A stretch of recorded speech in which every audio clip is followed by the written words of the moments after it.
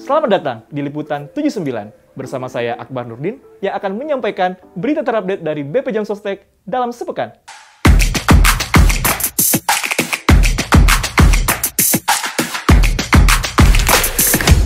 Berita pertama kita datang dari perkembangan bantuan subsidi upah, di mana Direktur Utama BP Jam Sostek, Agus Susanto, menyampaikan update terkini terkait bantuan subsidi upah pada Forum Merdeka Barat 9 bersama Dirjen Bina Wasnaker dan K3, Hayani Rumondang, serta Ketua Satgas Pemulihan dan Transformasi Ekonomi Nasional, Budi Gunadi Sadikin.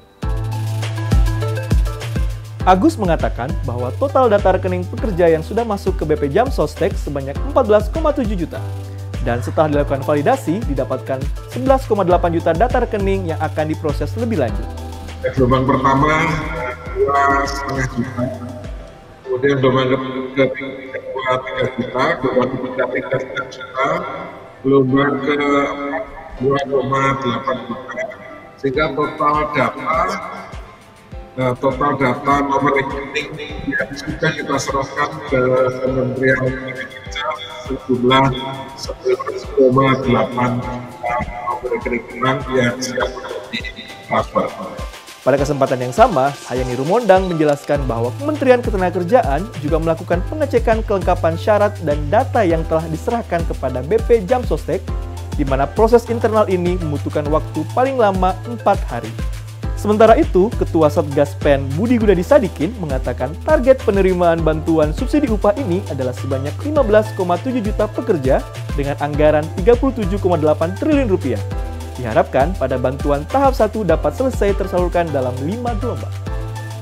Beralih ke berita kedua terkait relaksasi iuran BP Jam Sostek. Setelah PP 49 tahun 2020 tentang penyesuaian iuran program jaminan sosial ketenagakerjaan selama bencana non-alam penyebaran COVID-19 resmi di-launching Senin lalu, BP Jam Sostek langsung merespon dengan melakukan sosialisasi ke berbagai stakeholder, khususnya ke perusahaan peserta baik kecil, menengah, maupun besar. Di antaranya webinar yang diselenggarakan oleh Kantor Wilayah Jawa Tengah dan DIY dengan menghadirkan Gubernur Jawa Tengah Ganjar Pranowo sebagai keynote speaker dalam sosialisasi relaksasi iuran BP Jam Sostek. Dalam catatan Gubernur Jawa Tengah per 7 September 2020, jumlah perusahaan yang terdampak oleh penyebaran COVID-19 sebanyak 292 perusahaan, di mana hanya 45 perusahaan yang kembali normal.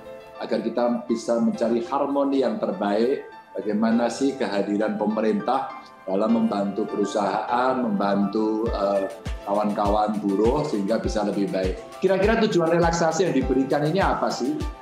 Pemerintah pasti ingin memberikan perlindungan bagi peserta. Ada juga keinginan untuk memberikan perlindungan kelangsungan usaha. Jadi pesertanya ikut, usahanya bisa berjalan. Relaksasi iuran BP Jam Sostek ini merupakan bentuk upaya pemerintah dalam memberikan keringanan beban pengusaha setelah sebelumnya pemerintah memberikan program relaksasi yang lainnya. Deputi Direktur Wilayah Jawa Tengah, Sulian Rahmat, menambahkan bahwa relaksasi iuran diberikan tanpa ada pemotongan manfaat yang telah diberikan selama ini. Berita terakhir terkait siaga COVID-19. Sebagai bentuk respon terhadap kondisi mewabahnya COVID-19 yang menyulitkan masyarakat Indonesia, BP Jam Sostek hadir dengan memberikan berbagai bantuan kepada masyarakat, khususnya kepada para pekerja. Baru-baru ini, BP Jam Sostek menyerahkan 1.400 paket bantuan pangan bergizi untuk para pekerja yang ada di wilayah Kota Batu, Jawa Timur. Penyerahan paket bantuan tersebut diserahkan langsung oleh Deputi Direktur Wilayah Jawa Timur, Dodo Suharto, disaksikan oleh Wali Kota Batu, Dewanti Rumpoko. Menurut Dodo, prioritas perusahaan yang menerima bantuan sembako adalah perusahaan yang merumahkan sebagian atau seluruh karyawan, tetapi perusahaan tetap membayarkan iuran BP Jam Sostek sesuai dengan upah sebenarnya. Selain pemberian bahan pangan bergizi berupa sembako tersebut, bentuk bantuan promotif preventif BP Jam Sostek lainnya adalah pelatihan ahli K3 umum, pemberian APD jasa konstruksi, dan pemberian APD helm motor. Dalam kesempatan itu, Wali Kota Batu Dewanti Rumpoko mengatakan bahwa adanya perlindungan jaminan sosial ketenagakerjaan merupakan kewajiban karena memiliki manfaat yang besar dan masyarakat sadar akan perlindungan yang diberikan.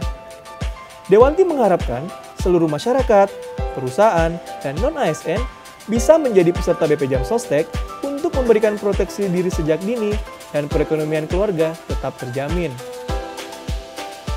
Demikianlah berita terupdate BP Jam Sostek dalam sepekan. Saya Akbar Nurdin, sampai jumpa di Liputan 79 berikutnya.